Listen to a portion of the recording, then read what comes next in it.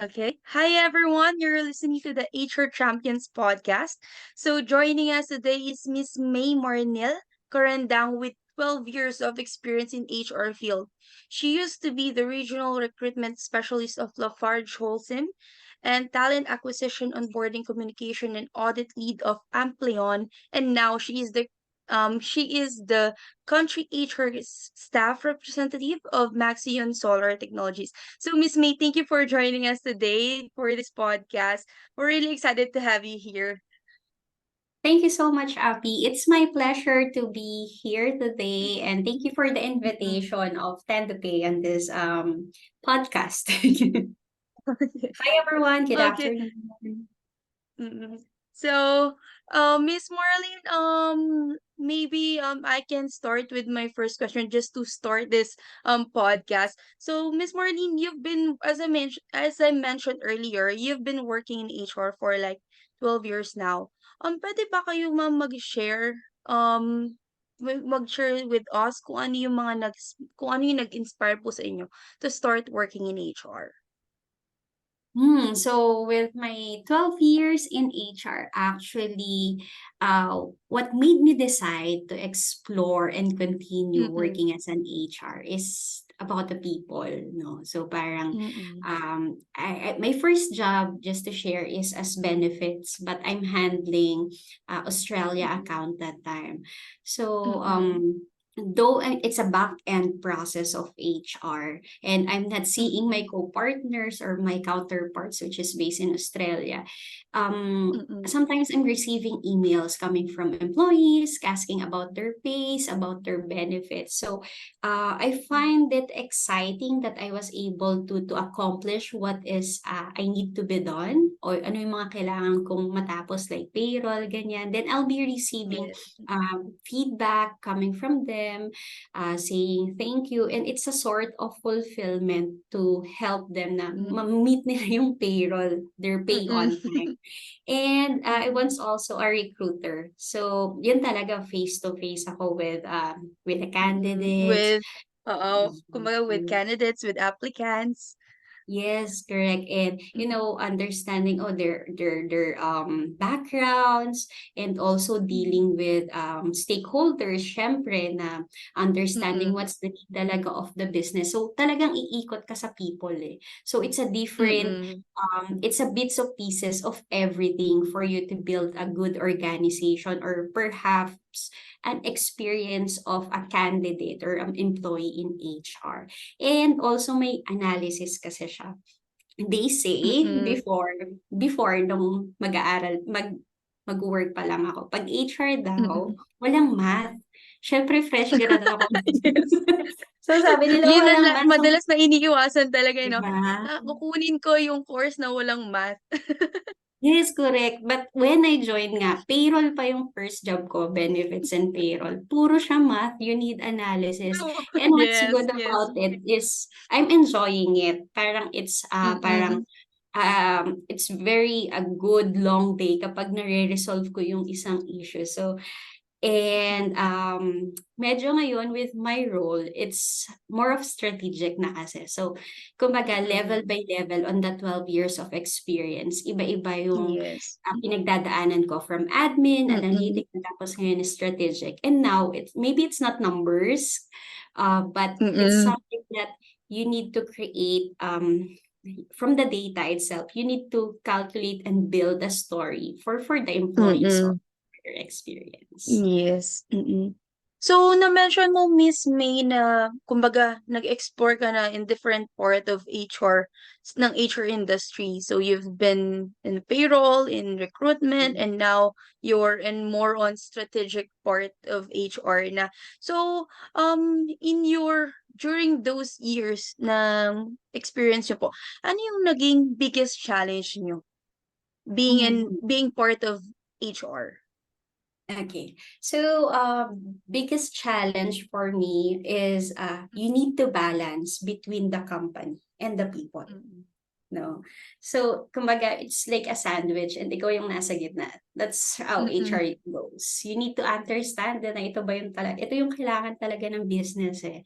Sometimes, Mm, as an HR, we need to ensure that we're within the cost. Or sometimes dapat nga may savings tayo. One of sa example lang, no? May savings Mm, tayo. But we also need to balance it out. What's the need of my employee or our employee?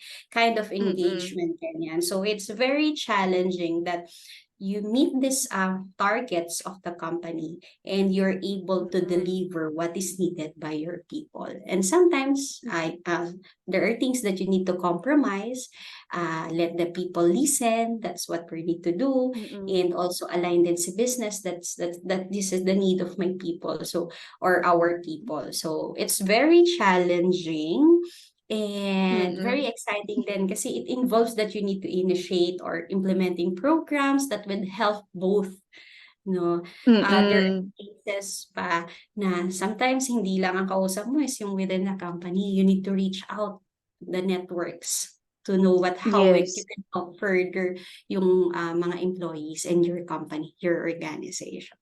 Siguro Mm. yun yung one biggest challenge. Yun yung naging biggest challenge ko. Yes, kasi it Actually, also, Miss just to May, add pala, yes, yes, it yes. adds kasi din to Mm, attrition eh. Diba? mm.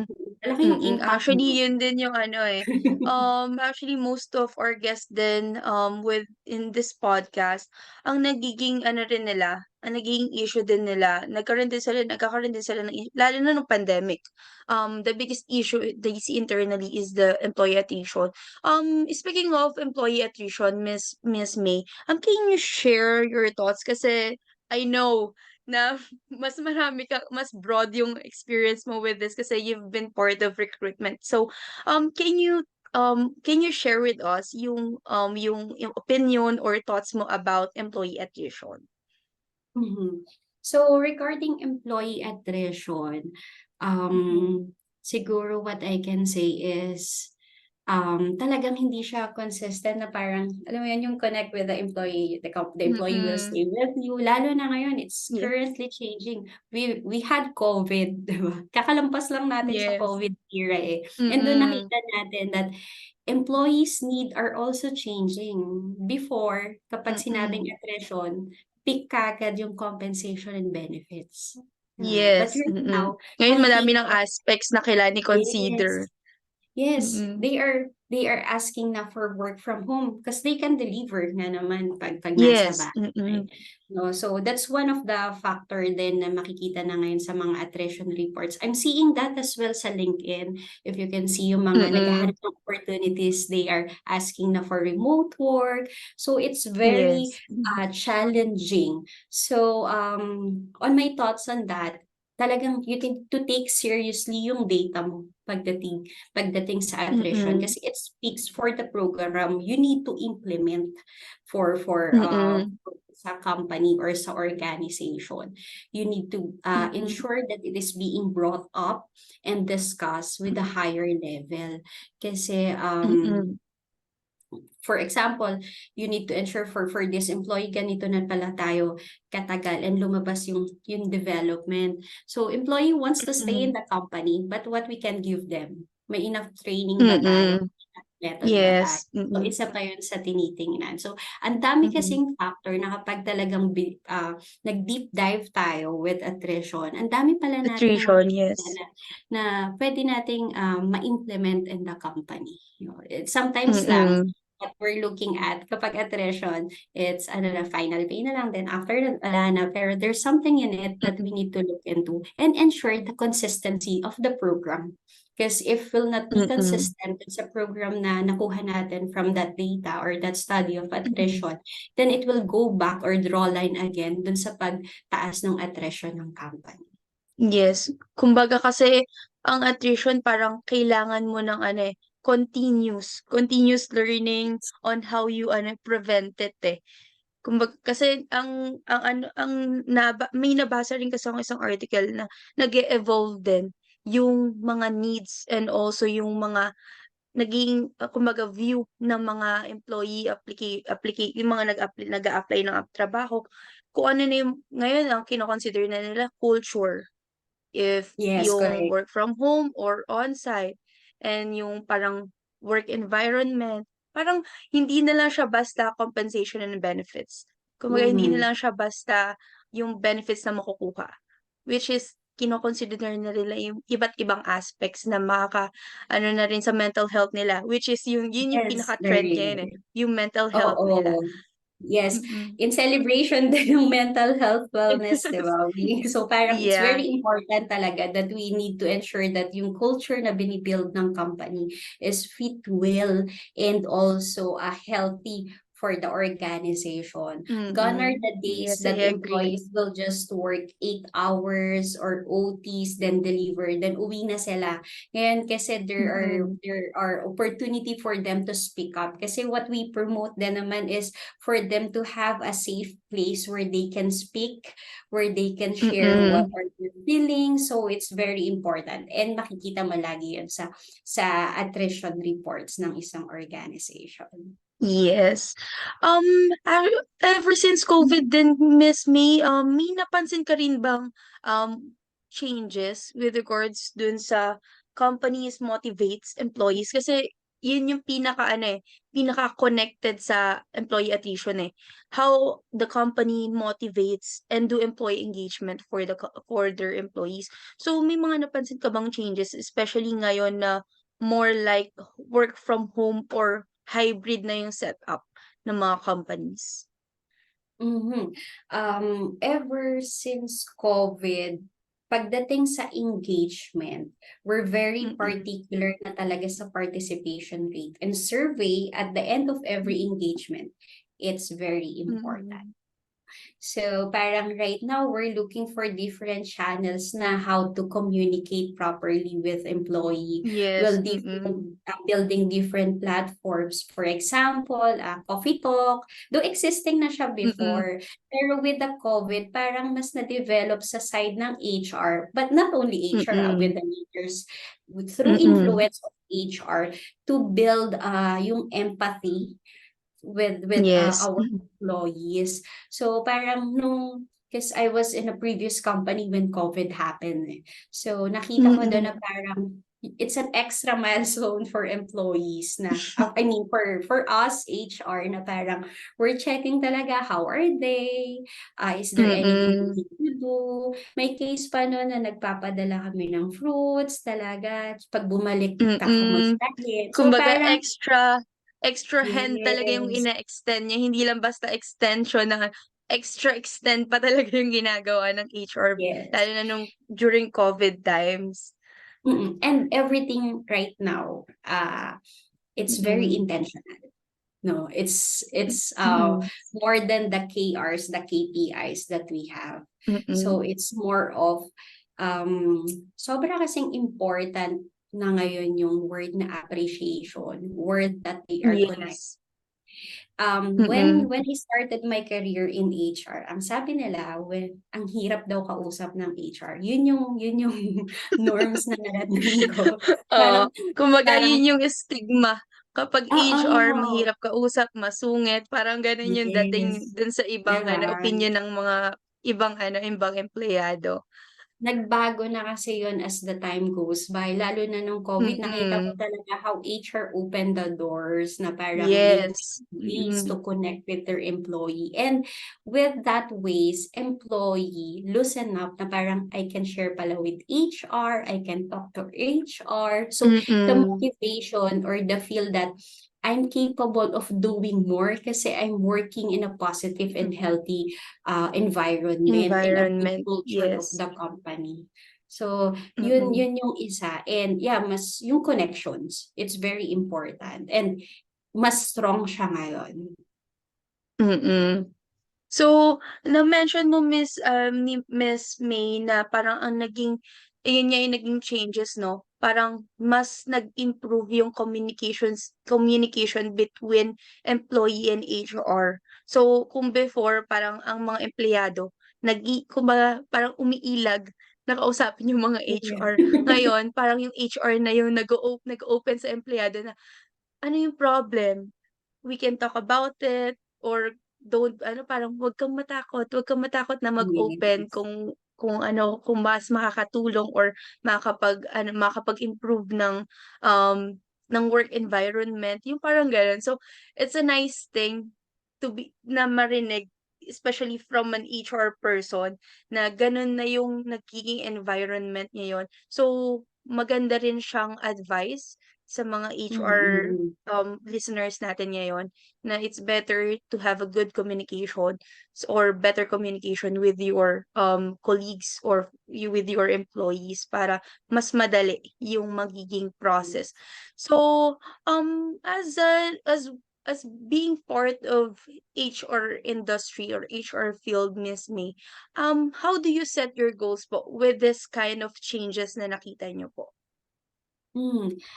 Personally, prioritization. Because right now I do have different accounts, no?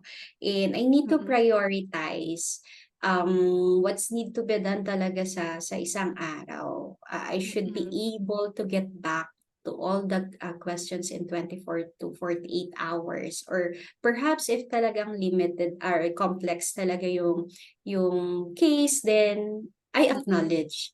No, so that's very critical right now with HR. On me particularly, I need to ensure na na-acknowledge ko yung mga questions nila and nagbabalikan ko mm. sila. And in Yes. setting goals, feedback is very important. No, so I Mm, do prioritize, I do answer their questions, then I'm mm. asking feedback. So that's how I set my goals for my accounts. And perhaps I guess Yes. sa HR, ganun din sila parang they Mm, build how they can build yung mga KPIs, KRs to measures that. mm, So parang if you entered HR, it's very critical na alam mo yung KPIs and KRs mo. That you're aligned also sa KPI and KRs ng mm, company. Because at the end of the day, talagang ano siya magka-connect, magka-partner dapat ang mm, HR organization. So it's not your leaning sa people lang, it's not leaning towards mm. business. So yung may clear intention ka for both, that should be balanced. Yes. Para if ever, Miss May, dito sa mga younger listeners natin, kasi you mentioned when you enter HR industry, so you need to consider a lot of things. Para sa ating mga younger listeners na nakikinig ngayon sa ating HR Champions podcast, who wants to start or grow their careers in HR, meron po ba kayong mai-share na mga tips or advice for them? Since sa mga graduating, yan, yung mga nasa Yes. internship, Mm, always have a growth mindset. That's what I mm, learned. Siguro ako nga parang naubusan pa ako ng oras kasi mm. I'm 12 years already, no. 12 years in the industry sa HR side. Yes, So always have a growth mindset. Always mm, look for an opportunity where you can learn more. HR is also transforming. Before talagang admin tayo, 201 file mm, tayo, 'di ba? Excel. mm. And now si HR, nandun na din siya sa part ng automation. Nandun na din siya sa Yes, digitization, kumbaga 'di ba? on the way na Even siya sa digital world. yes, and it's very Mm, important that you also grow sa HR, no? Parang mm, you're not gonna limit yourself into benefits na nagpa-process if you mm, can find solution to make it automated, to make it fast, so you still have that window or time to learn other things like recruitment. Um, ang HR right now, ang organization and under HR or yung organizations na talagang heavy na yung HR, meron na silang mm, mga individual development plans. So you should know what's your development plans, what's your goal, and share it to your mm, manager. And that's where the growth mindset pwedeng pumasok. Kasi apart from being, for mm, example, me, when I joined Lafarge Holcim, I'm a payroll, but I'm started as payroll, but I wanted to learn mm, recruitment. So while I'm mm, transitioning, I'm handling payroll, and they gave me an opportunity to be part of onboarding. That's the first step of mm, recruitment that time. So kumbaga, it's on myself that I want to learn more. I have this strong mm, growth mindset. So yun yung kailangan, 'no? Kasi you need to grab Mm. all those opportunities na bumabagsak sa'yo, umuulan sa'yo. Yes, Though minsan mm, it's 8 hours lang, ta's pagod ka na, mm, tapos ito yung role ko, ito lang yung job description ko. But at the end of the day, you will reap that. You're gonna learn, having that great mm. experience will help you a lot, especially if yung heart mo talaga is in HR. So that's what I Yes. learned in my 12 years. Even up to now, I'm on the HRBP side, but I wanted Mm, to learn how it's the manpower planning being done kasi it's not part of my mm. job. So, there's so many things that needs to be done, and what limiting you is only yourself. So, yun yung sa akin siguro. Yes. Ang ganda nung ano, nung closing statement mo na parang you only limit kumbaga ikaw lang yung may kapangyarihan to limit yourself and to parang i-improve din yung sarili mo. So, just to close this podcast, Miss May, thank you for saying yes for this invitation, and it has been an absolute pleasure to have you here. And ako personally, I learned a lot from you, and I'm pretty sure that all our listeners also learned a lot of tips and advices from you, Miss May. If ever, Miss May, so if some of our listeners have questions for you, what is the best way for them to contact you po? Yes, yeah, they may connect. I want to connect with people in LinkedIn, no? It's me, Marnyll Yes. Carandang. I'd love to Mm-mm. interact and have a conversation with you. And looking forward for that. And by the way, thank you, Abby, and Uh, for this podcast. So as I Yes. mentioned earlier, this is my first time, but it's so I Parang enjoyed hindi naman our first time to, Miss kwentuhan. May. Thank Parang you hindi so first time much. na nangyari na podcast mo 'to kasi parang ang ganda nung mga na-share mo na idea na mga advices and also yung based on your experiences, sulit yung pakikinig ng mga listeners natin sa'yo. It's a continuous learning and hoping I can Mm. someone can learn from my experience. Yes. Okay. Thank you again, guys. And thank you, Miss May. This has been the HR Champions podcast. So see you on the next podcast, guys. Thanks again, Thank you Miss so May. much. Thank you. Thank you.